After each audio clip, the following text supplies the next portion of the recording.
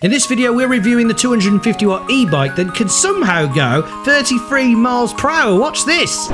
Speed test time! 25, 26, 27, 28, 29. Can we get 30? Come on, 29! GPS says 30.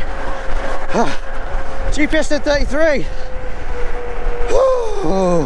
It's like a hit workout. I only do it once. 33 miles an hour on a 250 watt bike is just ridiculous. Let's see how fast we can get up this steep hill. 3, 2, 1, go!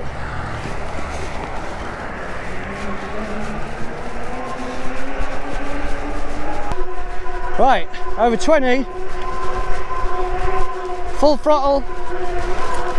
I'm not standing up though, so I probably could go faster if I stood up, but I don't want to. Go on, let's stand up.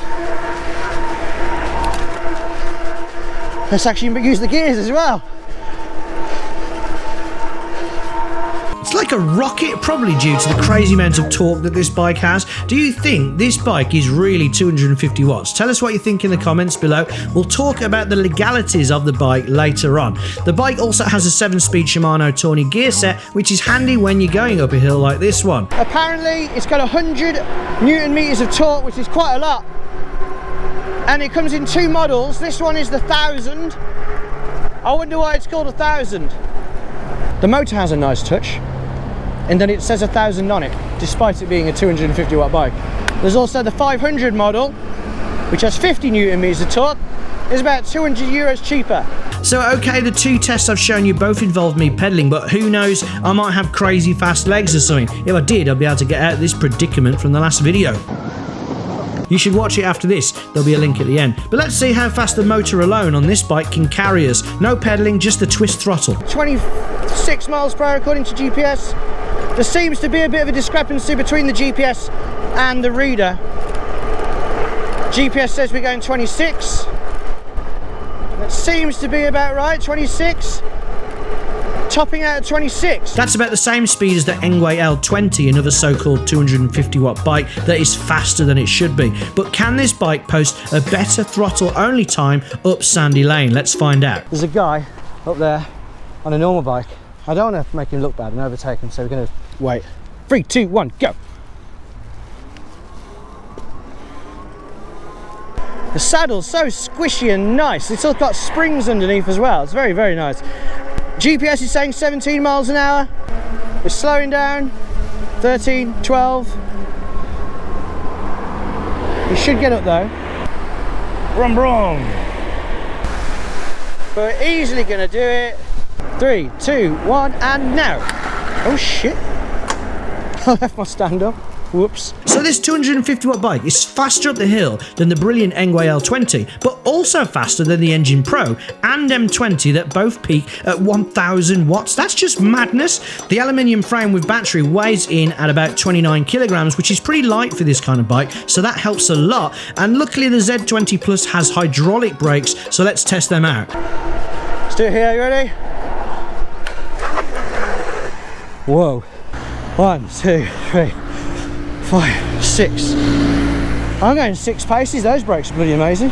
If you're enjoying this video, now's a good time to hit the thumbs up button to show your appreciation. Now I'll tell you what I appreciate: that the bike has front and rear metal mud guards and front and rear suspension. Suspension is lockable using so that's locked, that's open.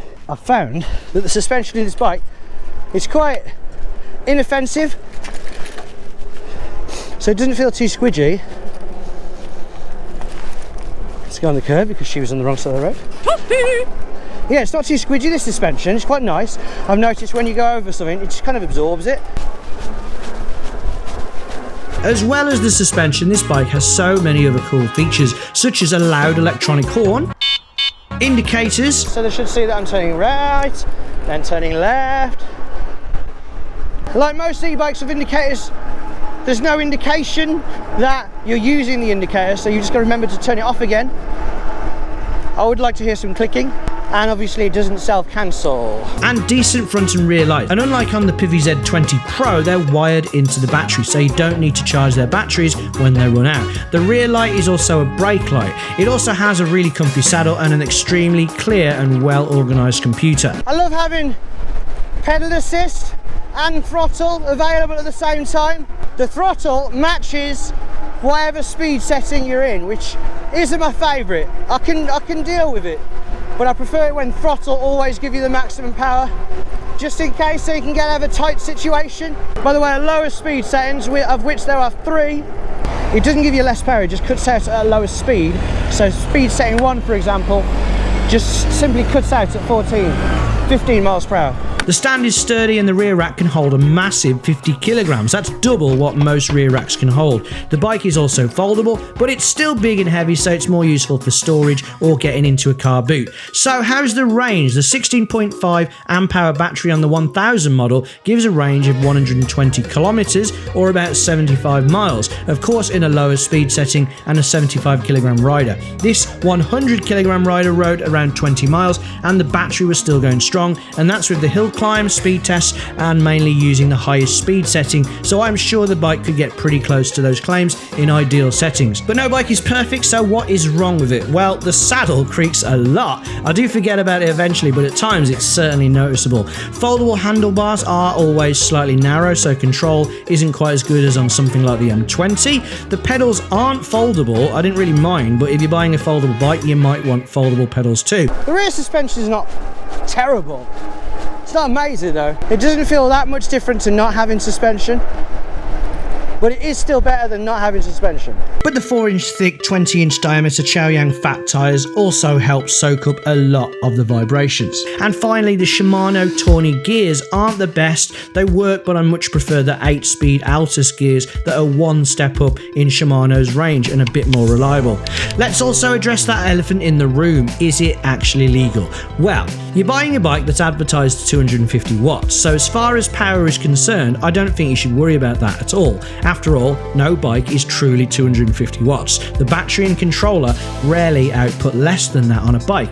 Even though it says 1000 on the motor, you bought a 250 watt bike and you can prove it. Of course, there are 2 other issues, and that is the fact that it can go so fast and that it has a throttle. Well, you can easily disable a throttle and you can limit the speed. So if you're worried about being stopped, which is unlikely anyway if you're a sensible rider, you can easily disable those 2 things.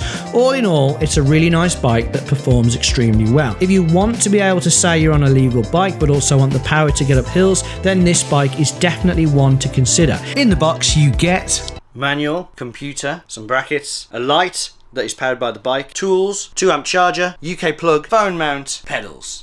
If you want to spend a bit less, then the 500 version looks to be almost as good, and PVY's budget offering, the Z20 Pro, is great for the very low price. We've already reviewed that and I'll leave a link in the description. If you want to check out the bike on their website, then there is an affiliate link in the description that if you do use will help out the channel, so 1,000 thank yous if you use that. The PVY Z20 Plus will return in a head-to-head against its biggest competitor, the Enquiries Engine Pro. There's a review for that bike on the screen right now, or you can find out how to save loads of money with an electric skateboard and also watch me fall off. Thanks for watching, and until next time, ride safe.